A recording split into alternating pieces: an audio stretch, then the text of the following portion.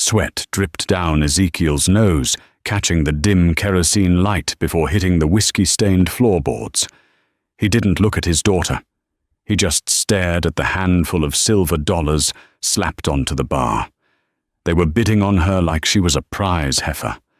The smell of unwashed bodies and cheap tobacco coated her throat. She clenched her fists until her fingernails broke the skin. She expected to be sold. She didn't expect the giant in the back corner to speak. Sawdust stuck to the bottom of Cora's boots. She kept her eyes fixed on that sawdust, tracing the scuff marks left by miners, drifters, and men who had forgotten how to look a woman in the eye. The saloon was suffocating.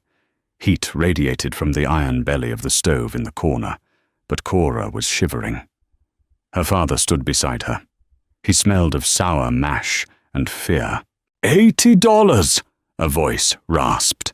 It was Higgins, a cattleman from the lower valley, whose neck bulged over a frayed collar. He was sweating through his wool suit, his breathing a wet, rhythmic wheeze. He looked at Cora's hips, not her face. Ezekiel swallowed hard. His Adam's apple bobbed. 80. I got 80 from Mr. Higgins. Any man do 90. Cora didn't scream. She didn't beg. Begging was for women who still thought the world had a conscience. The world didn't. It had ledgers, debts, and whiskey, and Ezekiel Jenkins owed more of the latter than he could ever pay off with the former. So he dragged his 19-year-old daughter into the Deadwood Saloon on a Tuesday night to clear his slate. She felt completely numb. Her stomach was a tight, acidic knot, and her mouth tasted like old copper. She catalogued the exits in her mind, one behind the bar, one out front, both blocked by a wall of denim canvas and holstered revolvers. 85, a slurred voice called out from the far poker table. Jeb, a man who owned half the claims on the ridge and beat his mules to death when they tired. Cora's jaw ached from clenching it. Let it be Higgins, she thought grimly. Higgins is old. He might die of a heart stop before he touches me. It was a pathetic, cynical prayer, but it was the only one she had left. 90. Higgins spat, glaring at Jeb. Ezekiel's hands were shaking as he gripped the edge of the bar. He was actually going to do it. He was going to sell her flesh to pay for his rot gut. Cora finally looked up, her grey eyes locking onto her father's profile. He refused to turn his head. He just kept staring at the pile of coins and promissory notes building on the scarred wood. 90. Ezekiel echoed his voice, cracking. Going for 90. Cora prepared herself to step down off the low wooden platform. She braced for Higgins' damp, heavy hands. 200.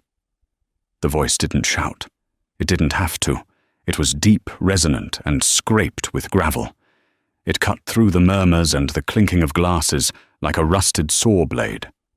Every head in the saloon turned. Cora looked toward the back corner. He uncrossed his arms and stepped out of the shadows. He was massive. Not fat, but built like the timber he likely dragged out of the high country.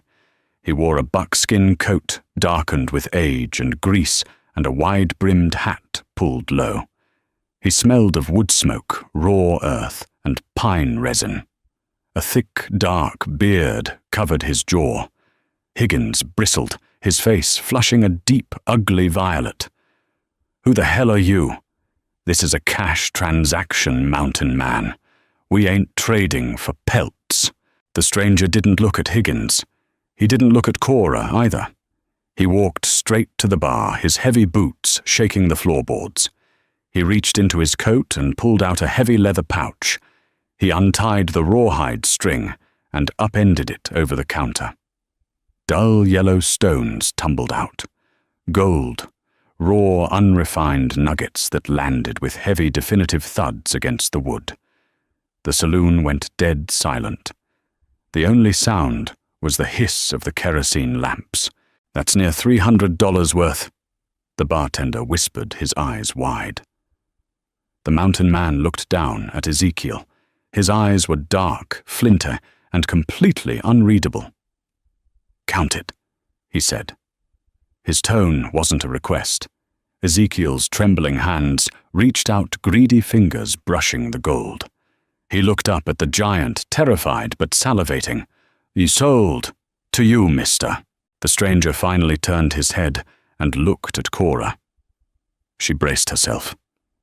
She expected the leering triumph she had seen in Higgins's eyes. She expected him to look her up and down to assess his purchase. He didn't. His gaze met hers for barely a second, a flat, brief acknowledgement.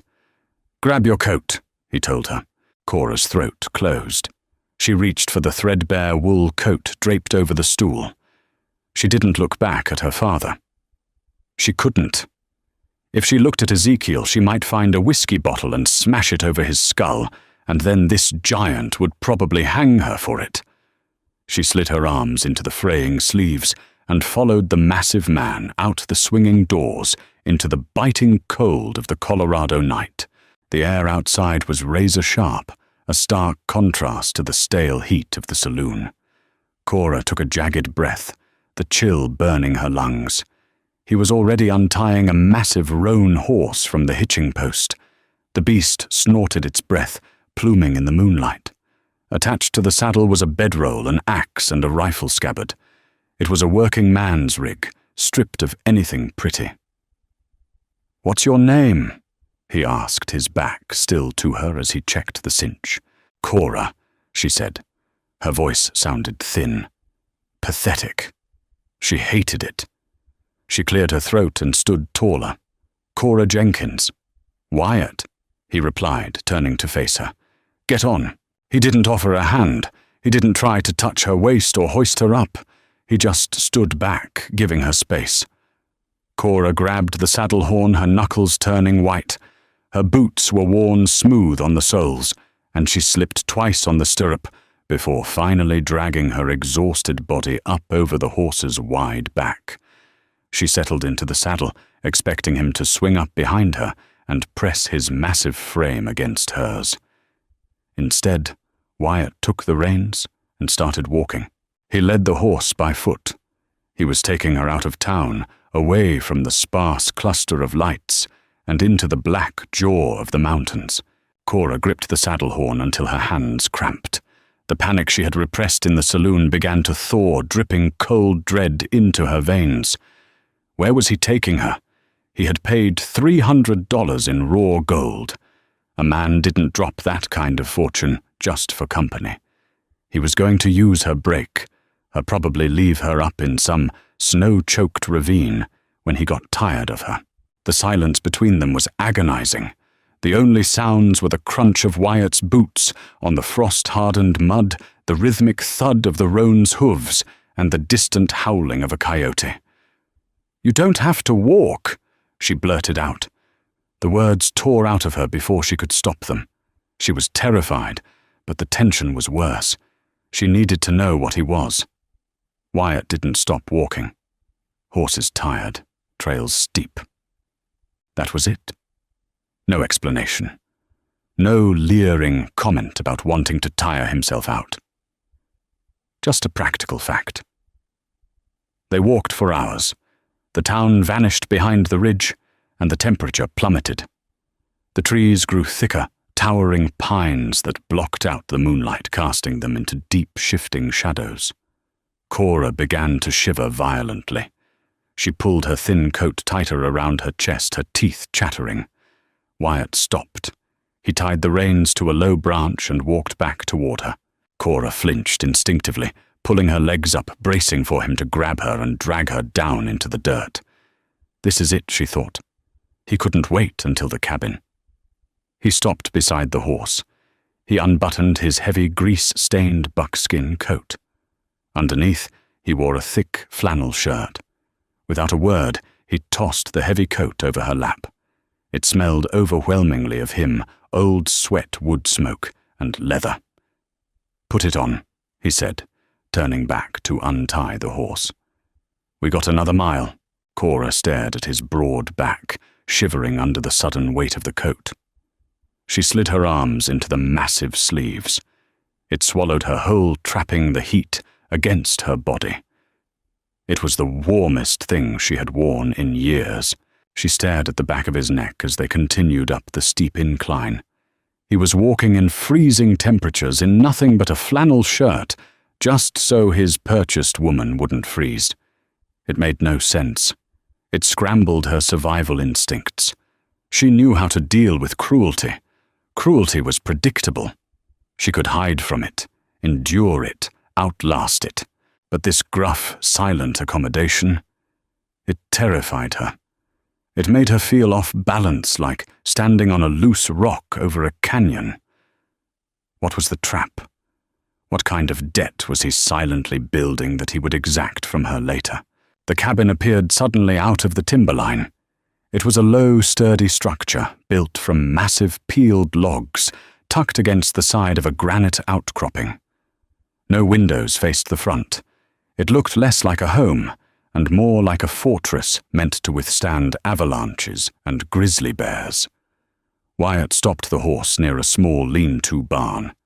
"Get down," he said. Cora practically fell out of the saddle, her legs stiff and numb from the cold and the long ride. Her boots hit the frozen earth and her knees buckled slightly. Wyatt caught her elbow to steady her. His grip was like a vice, impossibly strong, but the second she found her footing, he let go as if he'd been burned. He opened the heavy wooden door of the cabin and pushed it inward. "Go inside. Light the lamp on the table. Matches are next to it." He took the horse toward the barn. Cora stood in the doorway, staring into the pitch-black interior of the cabin. She swallowed the hard lump of terror in her throat. She stepped inside her boots, shuffling blindly, until her hip bumped a heavy wooden table. Her shaking fingers found a tin matchbox. She struck a match against the side, the sudden flare blinding her for a second. She lit the kerosene lamp and the room materialized. It was obsessively clean. It smelled of dried sage, old ash, and oiled metal. A cast-iron stove sat in the center. A single bed against the far wall covered in a thick bearskin. A small table, 2 chairs. A shelf lined with tins of coffee flour and beans. It was a solitary life built by a solitary man. The door creaked open behind her. Wyatt stepped in, carrying an armful of split wood. He didn't look at her. He went straight to the stove, opened the iron door, and began building a fire with methodical precision. Cora stood near the table, clutching his oversized coat around herself. Her heart was hammering a frantic rhythm against her ribs. She needed to get it over with. The anticipation was going to make her vomit. She reached up with trembling fingers and unbuttoned the buckskin coat, letting it fall heavily to the floor. Underneath, she wore a faded cotton dress frayed at the hem. She reached for the top button of the dress, her hands shaking so badly she couldn't grip the small bone button. "What are you doing?" Wyatt's voice cracked through the quiet cabin like a whip. He was standing up the iron stove door, clanging shut. He was staring at her hands. Cora froze, a tear finally escaping and cutting a hot track down her dusty cheek. I want to get it over with." She hated how small her voice sounded. She hated him for making her say it. "You bought me. Just take what you want so I can sleep." Wyatt stared at her. For the first time, the flat, hard mask of his face slipped. Something like deep, profound exhaustion washed over his features. He looked away, rubbing a massive, calloused hand over his bearded jaw. "Button your dress, Cora." He walked over to a small wooden chest at the foot of his bed. He opened it, dug around, and pulled out a leather-bound ledger and a stub of pencil. He brought them to the table, sat down, and opened to a blank page in the back. He began to write. The scratching of the pencil was loud in the silent room. Cora stood frozen, her fingers still resting on the collar of her dress. She watched him, utterly bewildered. After a minute, Wyatt ripped the page out of the ledger. He stood up, walked to the table and set the paper down in front of her. He placed the heavy tin matchbox on top of it so it wouldn't blow away. "Read it," he said, his voice low and tired. Cora stepped closer. She squinted at the heavy, blocky handwriting. "I, Wyatt Walker, transfer all claims, debts, and ownership regarding Cora Jenkins back to Cora Jenkins, paid in full. She is a free woman and beholden to no man." Below it he had signed his name. Cora stared at the paper. The words swam in front of her eyes. She read it again. And again. The paper felt heavy, like it was made of lead instead of pulp. She looked up at him, her chest heaving. "I don't understand," she whispered. Her voice was raw, laced with deep suspicion. "Why? Why did you pay $300 for me?" "Because your father was going to sell you to Higgins," Wyatt said, simply moving toward the door. "And Higgins beats his dogs. I don't reckon he'd treat a woman much better. But why not just give me the money?" she demanded, a strange, misplaced anger flaring up. She didn't know how to handle this. It violated every rule of the world she knew. "Why bring me all the way up here? If I gave you the money, your daddy would have drank it and sold you next week anyway." Wyatt set his hand on the iron latch of the door. "Up here he can't find you. You can stay in the cabin tonight. Tomorrow, if you want, I'll ride you down to the rail station in the next valley. You can take the train anywhere you want." He opened the door. The freezing night air rushed in, swirling the smoke from the stove. "Wait," Cora said, stepping forward. "Where are you going?" "Barn," he muttered. "Warm enough with the horse. Lock the door from the inside." He stepped out and pulled the heavy door shut behind him. The iron latch clicked into place. Cora stood alone in the warm, brightly lit cabin. She stared at the paper on the table. She looked at the heavy lock on the door. For 19 years she had braced herself against a world that only took. Now, standing in the middle of a stranger's cabin, holding a piece of paper that gave her back her own life, she did the only thing she could do. She sank to the rough-hewn floorboards, pulled her knees to her chest, and sobbed until her throat bled. Sunlight did not wake her. The bitter, biting cold did. Cora uncurled from the hard floorboards, her spine popping in protest. Her mouth tasted like old pennies and salt. The fire in the iron stove had died sometime deep in the night, leaving the cabin smelling of cold ash and damp pine. She pulled Wyatt's massive buckskin coat tighter around her shoulders, her fingers numb. Her eyes felt swollen, the skin tight from hours of crying. She looked at the heavy timber door. The iron latch was still thrown exactly as she had left it. He hadn't tried to come back in. Through the thick logs, she heard the rhythmic, muffled thwack of an axe. Cora stood up on shaking legs. She walked to the small wash basin in the corner. The water inside had a thin layer of ice over it. She cracked it with her knuckles, the sharp sting jolting her awake, and splashed the freezing water on her face. She dried her cheeks with the hem of her frayed dress. She looked around the room, her gaze falling on the small piece of paper still sitting on the table beneath the matchbox. Her deed of emancipation. She stared at it. A sudden, cynical bitterness curled in her stomach. What was freedom to a woman with empty pockets and no coat? Freedom was just a different way to freeze to death. If he rode her down to the rail station and put her on a train, where would she go, Denver, Cheyenne? She would step off the platform with nothing but a dirty dress and a hollow belly. It wouldn't take a week before another Ezekiel or another Higgins found her. The world was full of them. The chopping outside stopped. Footsteps crunched heavily through the crust of snow. Cora retreated to the far wall, her shoulder blades pressing against the rough logs. The latch lifted. Wyatt stepped inside, bringing a rush of freezing air with him. His beard was frosted white from his own breath. He carried an armful of split cordwood, dropping it unceremoniously into the copper bin next to the stove. He didn't look at her as he opened the iron door and began shoving kindling inside. "Train comes through the valley at noon," he said, his voice a low gravel rasp. He struck a match against his thumbnail. The sulfur hissed. "Takes about 3 hours to ride down. We'll leave after you eat." Cora watched the muscles in his back shift under the thick wool of his shirt. "I don't have money for a ticket," she said. Her voice was raspy.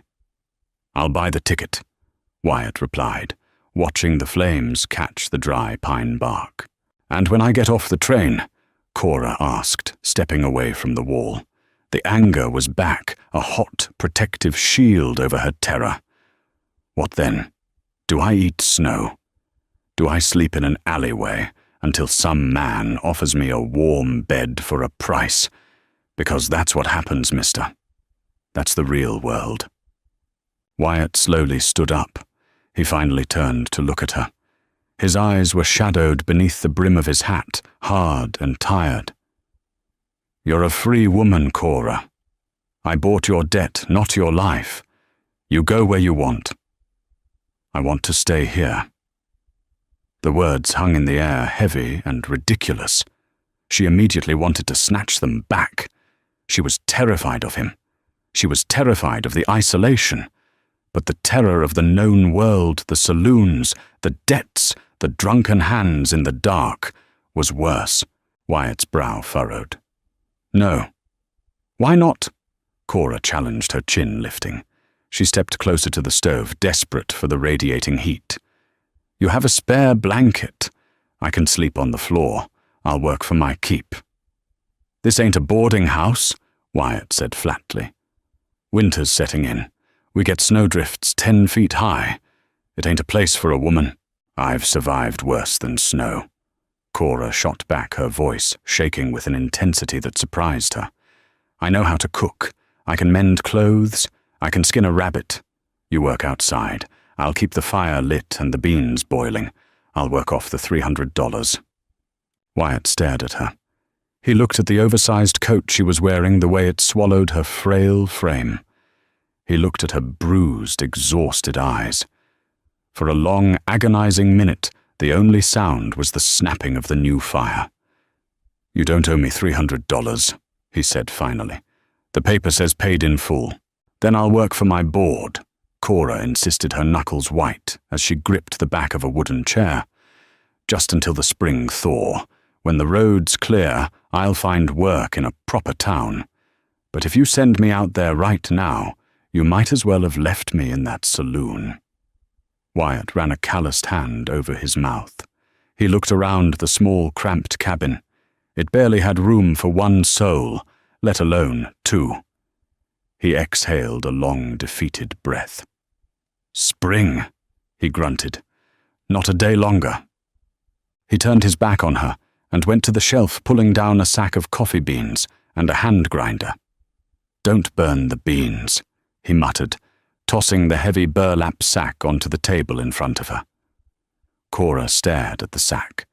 Her hands were still trembling, but the tight knot in her chest loosened just a fraction. She had a roof. She had a fire. And for the first time in her life, she had struck a bargain where she wasn't the currency. By late November, the world outside the cabin was wiped clean. The snow buried the granite outcroppings, choked the pines, and silenced the valley. The isolation was absolute. It was a suffocating, blinding white prison, and inside it, Cora learned the brutal choreography of survival.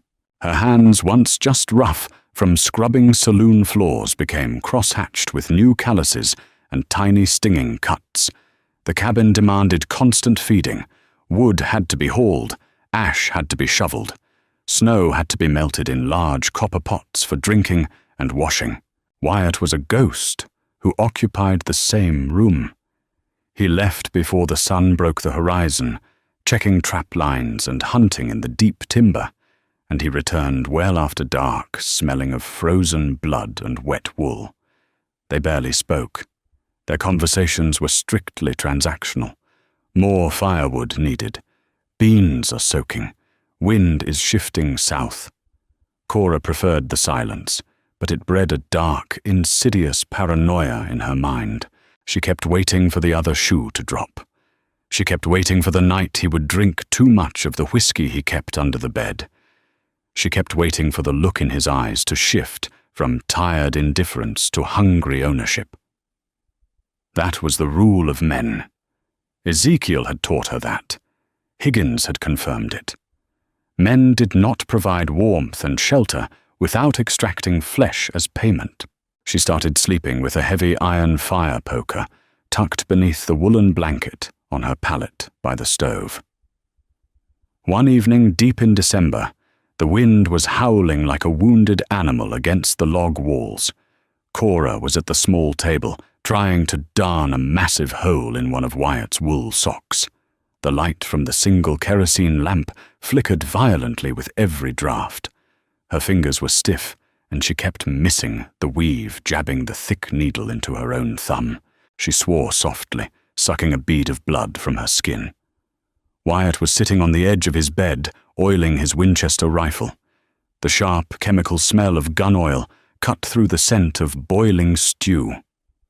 He paused, the oiled rag resting on the barrel. "Leave it," he said, without looking up. "It's nearly done," Cora replied defensively, jabbing the needle back into the thick wool. "You're bleeding on it." He pointed out his voice, a low, flat rumble. "And your stitches are too tight. Wool's going to bunch up and cause blisters." Cora flushed a hot spike of humiliation and anger hitting her chest. She threw the sock onto the table. "I suppose you'd do a better job with hands the size of dinner plates." It was the first time she had snapped at him. She froze immediately. The silence in the cabin stretched tight, humming with the sound of the storm outside.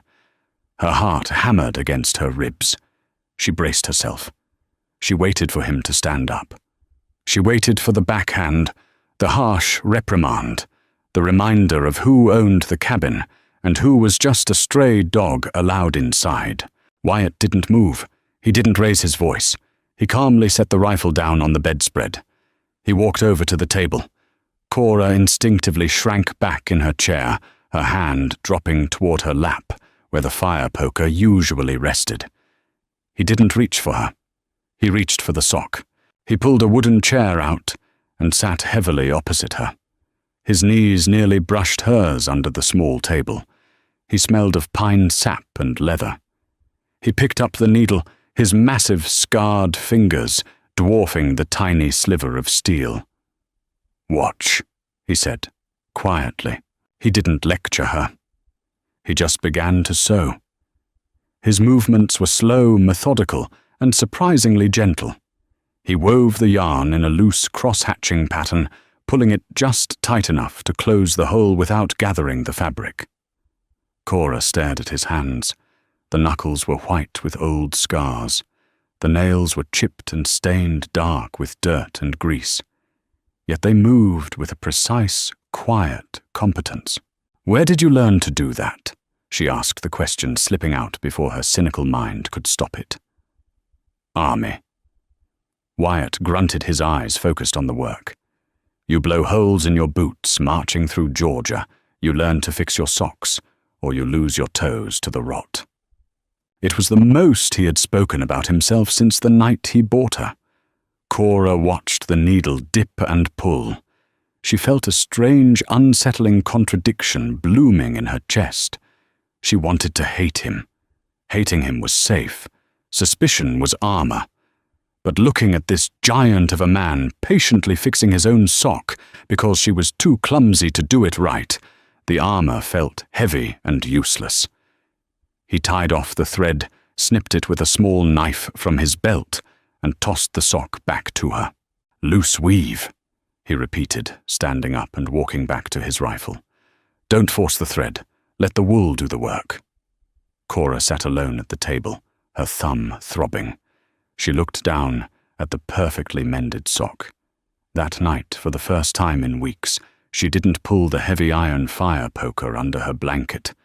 She just pulled the wool up to her chin and listened to the steady, rhythmic sound of the metal rag sliding over the rifle barrel until she fell asleep. January brought a cold so profound it felt like a physical weight pressing against the cabin walls. The sap inside the logs froze and expanded, popping like distant pistol shots in the dead of night. Cora was kneeling by the stove, feeding a split log into the embers, when the cabin door blew open. It didn't just open. It slammed back against the interior wall with bone-jarring force. The wind shrieked into the room, instantly plunging the temperature and blowing out the kerosene lamp on the table. Cora scrambled backward, a cry lodging in her throat. Wyatt filled the doorway, but he wasn't standing straight. He was leaning heavily against the doorframe, his breath coming in ragged, wet hitches. The wind tore at his heavy coat. He took a stumbling step forward, his boot catching on the threshold, and collapsed onto the floorboards with a sickening thud. "Wyatt!" Cora screamed, the sound tearing through the howl of the blizzard. She crawled toward him, fighting the wind as she grabbed the heavy door and threw her entire body weight against it, forcing it shut. The latch clicked. The silence inside was immediate and deafening, broken only by his ragged breathing. In the dim light of the stove fire, Cora saw the blood. It was everywhere. It soaked the entire right side of his buckskin coat, turning the pale leather a glistening, sticky black. It was pooling on the floorboards beneath him. Panic, cold and sharp, pierced her chest.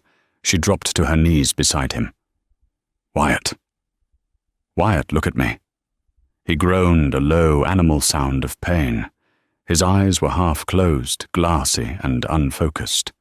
He tried to push himself up with his left arm, but his elbow buckled. "Catamount!" He ground out, his jaw clenched tight. "Caught me on the ridge. Rifle jammed." A mountain lion. "Don't move," Cora ordered, her voice trembling, but surprisingly loud. The saloon girl who had waited to be sold was gone. The woman who had spent 2 months fighting the winter took over. She grabbed his heavy coat by the lapels and tried to pull it off. He grunted in agony, his right arm limp. The sleeve was shredded, the fabric soaked through. "I have to get it off," she told him, her hands slipping on the wet blood. "I have to see it. Help me." With a terrifying roar of effort, Wyatt rolled onto his left side, allowing her to peel the heavy blood-soaked hide off his right shoulder. Beneath it, his flannel shirt was a ruined, ragged mess. Cora didn't hesitate. She grabbed a hunting knife from the table and sliced through the flannel, tearing the shirt away from his flesh. She gagged.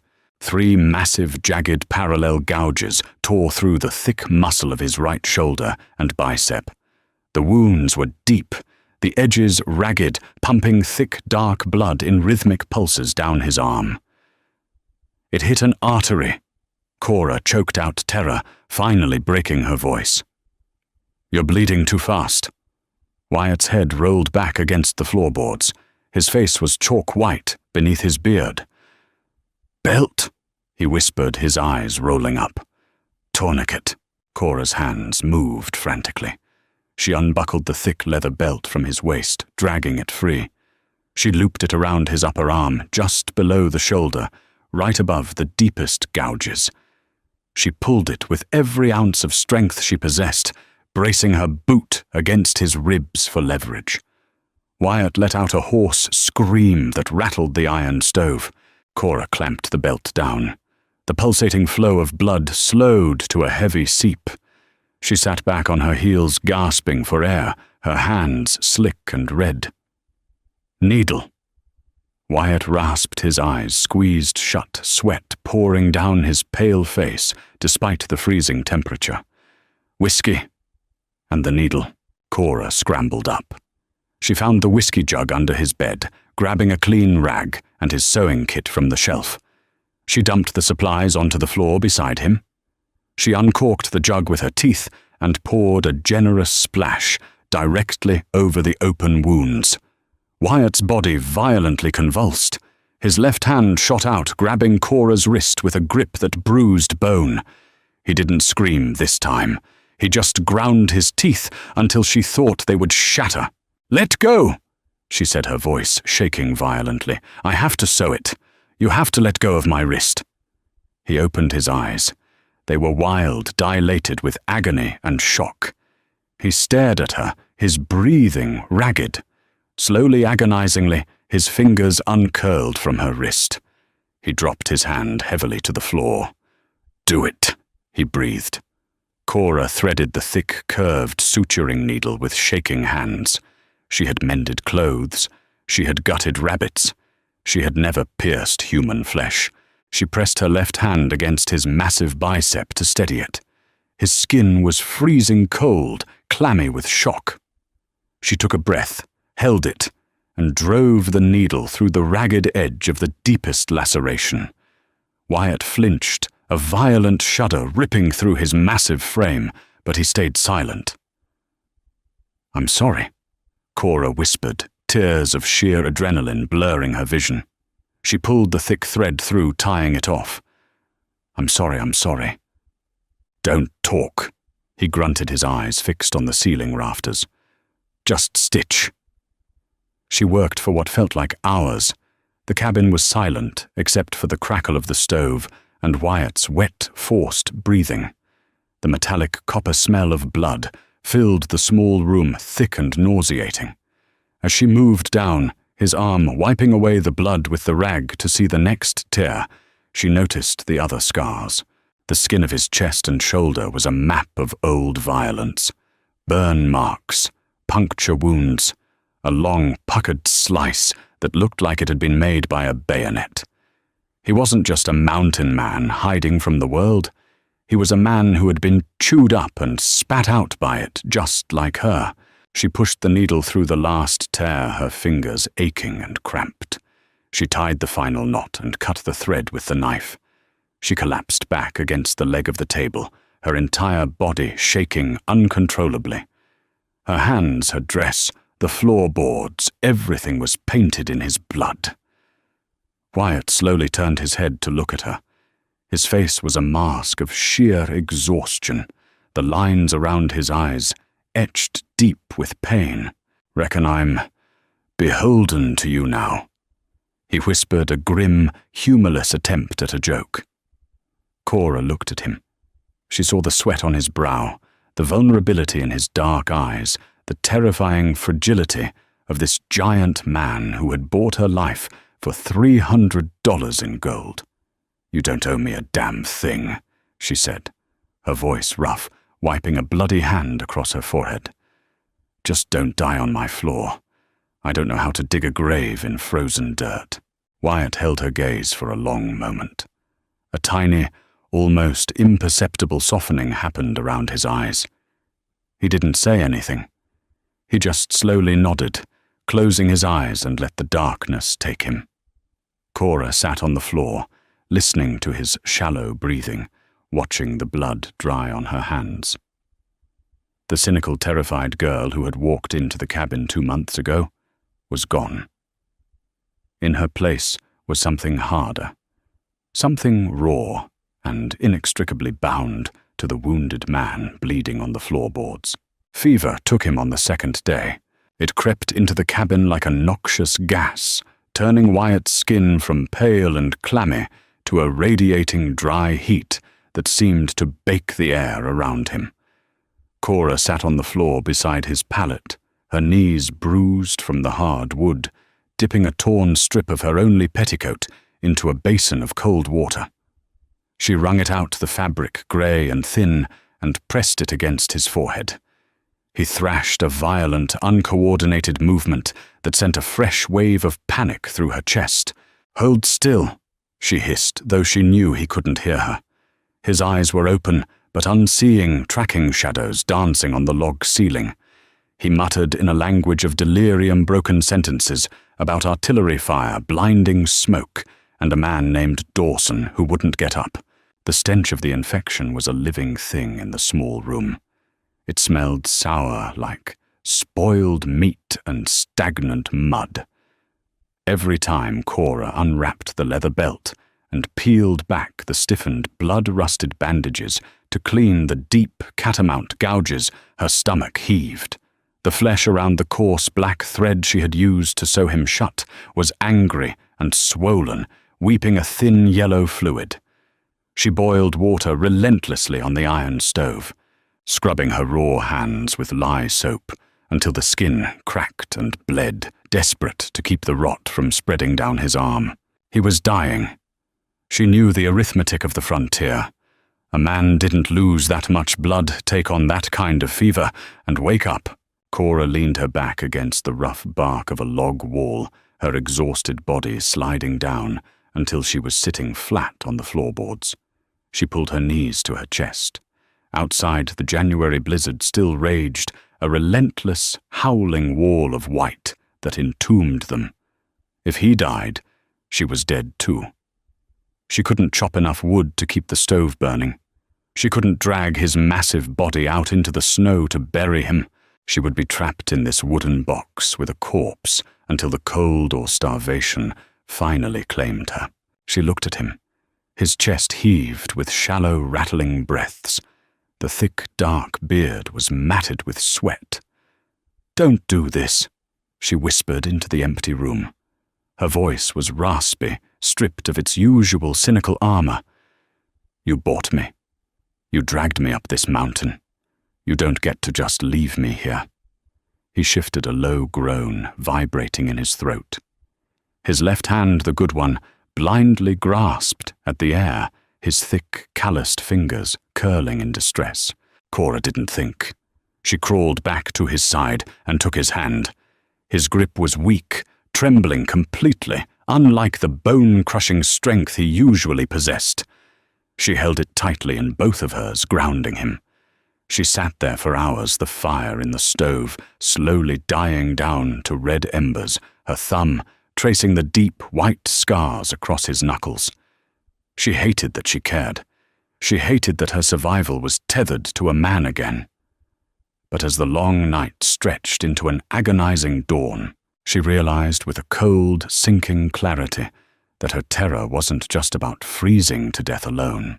It was about losing the only person in her entire life who had ever looked at her and seen a human being instead of a price tag. By the 5th morning, the fever broke. Cora was dozing her head, resting awkwardly on her arms on the seat of a wooden chair. A harsh, dry cough startled her awake. She jerked upright, her neck screaming in protest. Wyatt was awake. His dark eyes sunken deep into his skull and ringed with heavy bruised shadows were locked on her. The glassy delirium was gone. He looked skeletal, stripped of his massive, intimidating bulk, reduced to sharp angles and grey skin. He opened his mouth. His lips were cracked and bleeding. "Water," he rasped. It sounded like 2 stones grinding together. Cora scrambled to her feet. She grabbed the tin cup from the table, her hands shaking so badly she spilled half the lukewarm water onto the floorboards before reaching him. She knelt beside him, sliding her arm carefully under his uninjured neck to lift his head. His hair was heavy with sweat and grease. She tipped the tin cup to his lips. He drank greedily, coughing as the water hit his parched throat. "Slow down," she murmured, pulling the cup back. He fell back against the rolled-up blanket she had been using as a pillow. He took a long, ragged breath, staring at the ceiling. Then slowly, he turned his head to look at her. He looked at her bloodshot, exhausted eyes. He looked at her tangled hair, the dark circles under her eyes, the dried blood still staining the hem of her frayed dress. "You're still here," he said. His voice was incredibly weak. "The snow is 10 feet high," Cora replied, her tone defensive, trying to build back the wall between them. "Where was I going to go?" Wyatt didn't smile, but a subtle knowing exhaustion settled into the lines of his face. "Could have let me die. Taken the gold under the floorboards. Walked out in spring." Cora stared at him. The sheer audacity of his practical cynicism hit her like a physical blow. She set the tin cup down on the floor with a sharp, angry clatter. "Is that what you think?" She snapped the adrenaline of the past 5 days, suddenly souring into hot, furious indignation. "You think I sat here pulling rot out of your arm, boiling rags until my hands bled, just biding my time to steal your money?" Wyatt flinched slightly at her tone, his eyes dropping. "People do worse for less. I am not other people," Cora said, her voice dropping to a fierce, trembling whisper.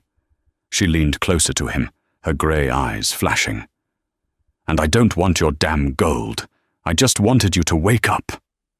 The words hung between them, naked and terrifying. Cora immediately clamped her jaw shut, looking away, her face burning. She had shown her hand. She had admitted. She cared. Wyatt was silent for a long time. When he finally spoke, his voice was softer than she had ever heard it. "Arm hurts like a bastard." It was an olive branch, a clumsy, grounded pivot away from the terrifying emotional precipice she had just stepped onto. Cora swallowed hard, forcing her breathing to steady. She reached for the basin of clean water. "I have to change the bandages again. It's going to hurt." "I ain't going anywhere," Wyatt grunted, closing his eyes. Recovery was an ugly, agonizingly slow battle. January bled into February, and February thawed into a muddy, treacherous March. The snowpack began to rot from underneath, turning the mountain into a slurry of ice and freezing mud. The constant dripping of water from the cabin eaves became a psychological torture, a rhythmic, ticking clock that signaled the end of their isolation. Wyatt regained his strength by stubborn increments. The deep gouges on his shoulder scarred over thick, puckered lines of angry red tissue that severely limited his mobility. He couldn't lift his right arm above his chest. He couldn't hold the heavy Winchester steady. He refused to acknowledge the weakness, silently grinding his teeth as he forced his muscles to work. But Cora saw the tremors in his hand when he tried to pour coffee. They settled into a quiet, tentative domesticity that felt like walking on thin ice over a deep river. They didn't talk about the night of the fever. They didn't talk about the paper sitting in his ledger that said she was free. They just existed around each other, a slow, careful orbit. Cora chopped the wood now. She checked the close trap lines. She learned how to skin a hair without puncturing the gut, her hands moving with a practiced, brutal efficiency that she had learned from watching him. One afternoon, the smell of the wind changed. The sharp metallic scent of snow was replaced by the deep, loamy odor of wet pine needles and exposed earth. Spring was breaking. Cora was outside her boots, sinking ankle-deep into the slush, hanging a washed blanket over a rope tied between two pines. The sun was shockingly bright, warming the back of her neck. For a moment, she closed her eyes, letting the rare warmth seep into her skin. A sharp, unnatural sound shattered the peace, the snap of a dry branch under a heavy hoof. Cora's eyes snapped open. She turned toward the tree line. The trail leading down to the valley buried for 4 months was now a visible, muddy trench. Riding slowly up that trench was a man. He wasn't Wyatt. Wyatt was inside attempting to repair a broken leather bridle. This man sat tall in the saddle of a sleek, well-fed chestnut gelding. He wore a dark wool duster, a pristine Stetson, and a silver badge pinned to his chest that caught the sunlight. A deputy, or a bounty man wearing a bought badge. Cora's heart dropped into her stomach. Her blood turned to ice water. The real world had finally found them. She dropped the wet blanket into the mud. She turned and ran for the cabin, her boots sliding dangerously in the slush. She hit the heavy timber door with her shoulder, throwing it open. "Someone's coming," she gasped, bracing herself against the doorframe, her lungs burning. Wyatt was at the table. He didn't ask questions. The heavy, quiet domesticity vanished in an instant, replaced by the lethal, hyper-vigilant mountain man she had first met. He stood up his chair, scraping violently across the floorboards. His right hand instinctively reached for the Winchester resting against the wall, but his injured shoulder seized. He grunted a flash of pure frustration crossing his face and reached for the heavy Colt revolver on the table with his left hand instead. He moved past her, his massive frame blocking the doorway as he stepped out onto the muddy porch. Cora didn't stay inside. She grabbed the Winchester with both hands. It was heavy, the oiled wood cold against her palms. She checked the action, a sound that seemed deafening in the small room, and stepped out onto the porch behind him. The rider pulled his horse to a halt 10 yards from the cabin. The horse snorted, stamping a hoof in the mud. The man looked at Wyatt, then his eyes slid to Cora, standing just behind Wyatt's broad shoulder with the rifle. A slow, greasy smile spread across his face. "Afternoon," the rider drawled. He had a nasal, thin voice that didn't match his imposing horse. "Name's Gentry. Work for the county sheriff down in the valley." "You're off your patrol, Gentry," Wyatt said. His voice was a flat, dead calm that sent a shiver down Cora's spine. It was the voice of a man who was calculating the exact trajectory of a bullet. "Just delivering some paperwork," Gentry said, casually resting his hands on his saddle horn. He didn't make a move for the gun at his hip, but his posture was coiled. "Got a complaint filed by a Mr. Higgins. Says a mountain man came into town, caused a disruption, and stole some property he was in the middle of legally acquiring." Cora's vision blurred at the edges. Property. Higgins hadn't forgotten. Ezekiel had probably spent the $300 in a month, and then went running to Higgins, claiming he was robbed, trying to double dip on his own daughter. "No property here," Wyatt said, not moving an inch. "Just a free woman." Gentry chuckled a dry, rasping sound. He reached slowly into his coat. Wyatt raised the Colt, his left hand remarkably steady, pointing it directly at Gentry's chest. Gentry paused, raising his hands slightly in mock surrender. "Just getting the paper, friend," Gentry said, pulling out a folded piece of heavy parchment. "Signed by the magistrate. Warrants the return of Cora Jenkins to her rightful guardian Ezekiel Jenkins to settle outstanding debts. She ain't going anywhere," Wyatt stated. Now, the way I see it, Gentry continued ignoring Wyatt and looking directly at Cora, his eyes roaming over her form in a way that made her want to vomit. "You got a choice, little lady. You can come down the mountain with me, nice and easy. Settle your daddy's debts. Or I can ride back down, tell the sheriff this wild man is holding you hostage, and we come back with a posse. Man with a bad arm, like that, ain't going to hold off 10 deputies. Gentry had noticed the way Wyatt's right arm hung slightly useless at his side. He was probing for weakness. Cora looked at Wyatt's broad back. He was a wall between her and the world, but the wall was cracked. If a posse came, they would kill him. They would hang him for kidnapping, take his gold, and hand her over to Higgins. He had nearly died for her once. She wasn't going to let him die for her again. Cora stepped around Wyatt. "Get back inside." Wyatt ordered, his voice suddenly sharp, his left arm shooting out to push her back. Cora twisted out of his grip. She stepped off the wooden porch, her boots sinking into the deep mud. She leveled the heavy Winchester at Gentry. The barrel wavered slightly. She had never fired a rifle this heavy before, but her finger was tight against the trigger. "I'm not going with you," Cora said, her voice ringing out sharp and clear against the pine trees. "And no one kidnapped me. My father sold me. Wyatt bought the debt and tore it up." Gentry looked at the trembling barrel of the rifle, his amusement fading into a tight, ugly scowl. "You think a piece of paper matters to the magistrate, girl? Higgins owns the magistrate. You're coming down this mountain." Gentry's hand snapped down toward his holster.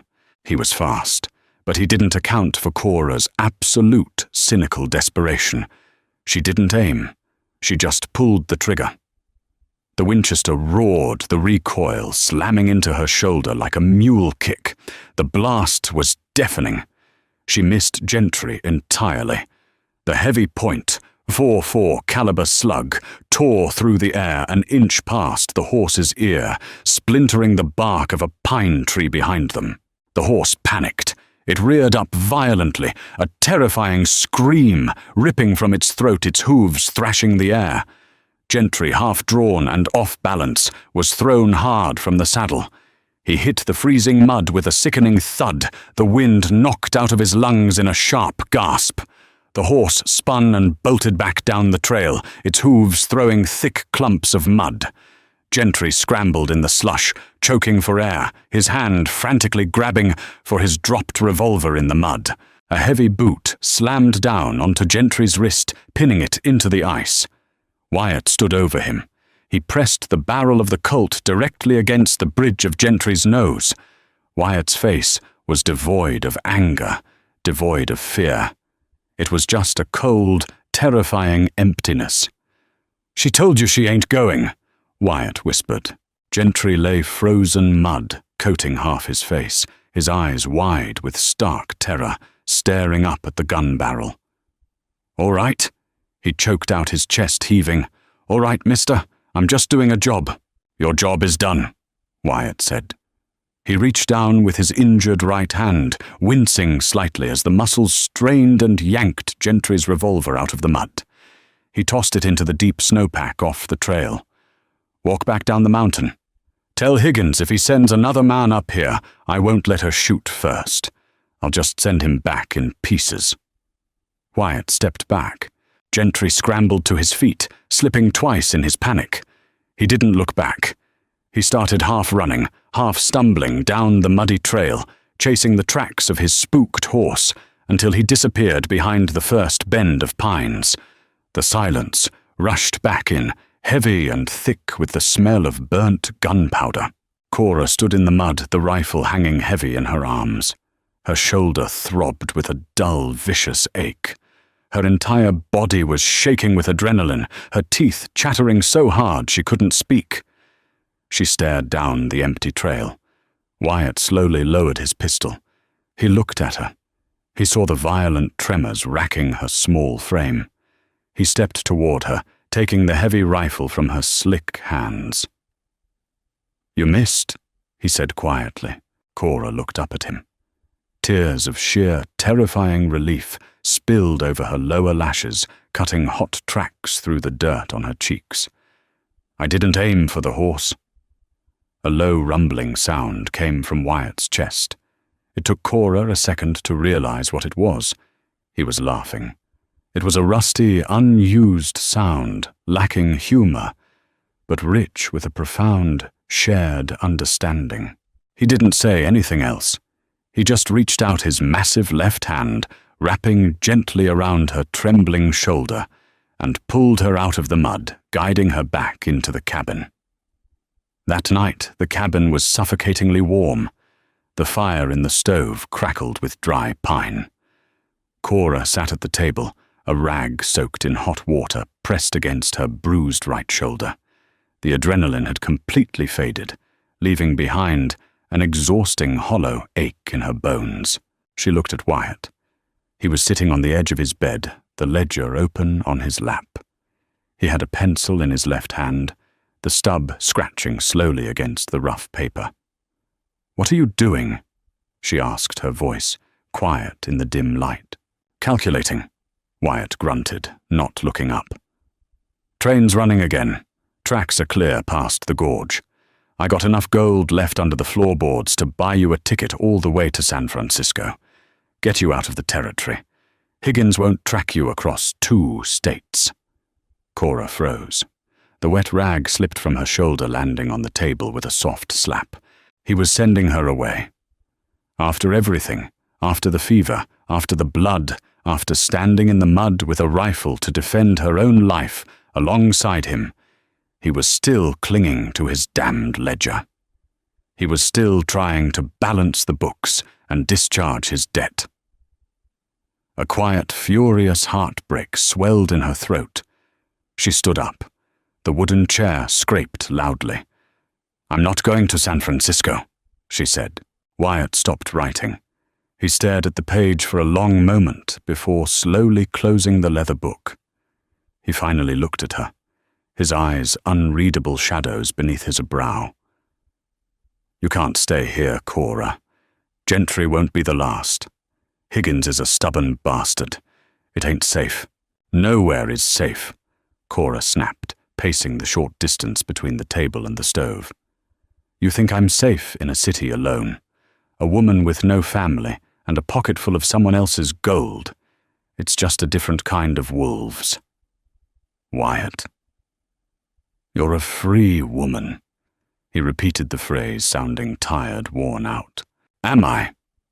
Cora stopped pacing. She turned to face him, the cynical armor completely stripped away, leaving only raw, desperate honesty. "Because you keep trying to push me out the door to prove to yourself that you're a good man. You bought me to save me, and now you want to send me away so you don't feel like you own me.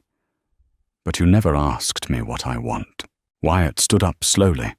He was still a foot taller than her, a massive wall of a man, but the intimidating aura was gone. He looked cornered. "What do you want, Cora?" "I want to stay." She didn't blink. She didn't look away. "Not because I owe you. Not because I have nowhere else to go. Because I want to stay." Wyatt stepped closer. The scent of him, wood smoke, worn leather, and the faint metallic tang of gun oil wrapped around her. "I'm a mountain man, Cora. I don't know how to live in the world. I don't know how to talk soft. I've got a bad arm and a head full of ghosts. I can't give you a parlor or a fine dress. I don't want a parlor," she whispered, her chin tilting up to hold his gaze. "I want a man who sews his own socks so he doesn't blister. I want a man who walks an hour in the freezing cold so I can ride the horse. I want the man who let me stitch him together with black thread and bad whiskey." Wyatt stared down at her. The internal battle behind his eyes was violent and brief. The walls he had built over decades, the isolation he had chosen as penance for whatever sins he carried, crumbled under the weight of her stubborn, impossible presence. He reached out. His left hand calloused and rough gently cupped her jaw. His thumb brushed over her cheekbone, wiping away a smudge of soot. The touch was incredibly tender, a massive contradiction to the lethal violence she knew his hands were capable of. Cora leaned into his palm, her eyes fluttering shut. A shuddering breath escaped her lips. Wyatt leaned down. He didn't kiss her with a desperate, sweeping romance. He kissed her the way a starving man tastes bread for the first time. It was grounded, heavy, and profound. His lips were rough, his beard scratching against her skin, but it was the safest thing she had ever felt. Cora's hands came up, gripping the heavy wool of his shirt, anchoring herself to him. When he pulled back, their foreheads rested against each other. Both of them were breathing heavily, the silence in the cabin stretching around them like a protective blanket. Wyatt stepped back. He didn't say a word. He walked over to the table, picked up the leather-bound ledger, and walked to the cast-iron stove. He opened the heavy iron door. "What are you doing?" Cora asked, her heart hammering a frantic, joyous rhythm against her ribs. Wyatt looked at her. The ghosts in his eyes had receded, replaced by a fierce, quiet clarity. "Balancing the books." He tossed the entire ledger into the flames. They stood side by side, watching the thick parchment catch curl and burn. The paper that said she was sold, the paper that said she was free, all of it turned to black ash. They didn't need paper anymore. The winter had burned away the world that traded in ledgers and debts, leaving only the rugged, unyielding truth of what they had built in the snow. Did Cora and Wyatt's gritty fight for survival and hard-earned freedom keep you hooked until the final ash fell? If you love Western tales that skip the clichés and dive deep into raw human emotion, smash that like button. It tells the channel to keep forging these intense, grounded stories. Don't forget to subscribe and turn on notifications so you never miss out on our next epic adventure into the untamed frontier. Share this video with someone who appreciates a protagonist who shoots back, and let us know in the comments what was your favorite moment in the cabin. See you on the trail.